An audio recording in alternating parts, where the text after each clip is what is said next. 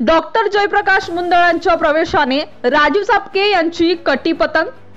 वसमत विधानसभा मतदारसंघामधील शिवसेना शिंदे गटाचे तालुका प्रमुख राजू चापके हे मागच्या काही वर्षांपासून शिवसेनेचे काम करीत आहेत। अनेक गावागावात गाठी भेटी घेत नागरिकांशी संवाद साधत मागच्या काही वर्षांपासून मतदारसंघात संपर्क वाढविण्याचा प्रयत्न करीत आहेत। त्याच पद्धतीने राजू चापके यांचा मतदारसंघात आज घडीला दांडगा संपर्क असल्याने सोशल माध्यमांवर भावी आमदार राजूदादा चापके अशा पोस्ट देखील झळकत असताना बघायला मिळत आहेत।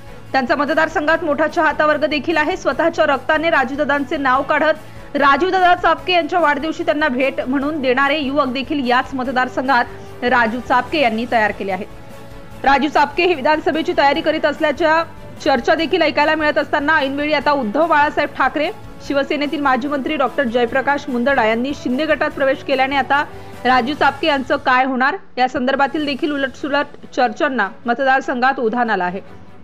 तर दुसरीकडे डॉक्टर जयप्रकाश मुंदडा हे शिंदे गटाकडून येणारी विधानसभा लढवणार असल्याच्या चर्चा देखील होत असताना त्याच शब्दावर शिंदे गटात मुंदडांनी प्रवेश घेतल्याचं देखील ऐकायला मिळत असताना आता मात्र राजू चापके यांची विधानसभा निवडणुकीवेळी कटी पतंग होणार की काय अशा चर्चा रंगू लागल्या आहेत। डॉक्टर जयप्रकाश मुंदडा हे विधानसभा लढवणार असतील तर मग राजू चापके यांनी करायचं काय असा देखील सवाल त्यांच्या समर्थकांकडून उपस्थित केला जात आहे।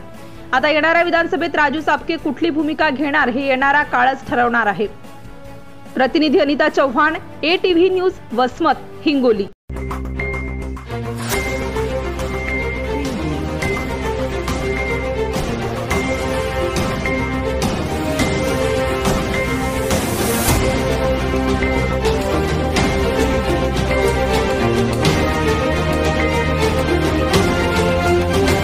ATV न्यूज, बातमी जनकल्याणाची।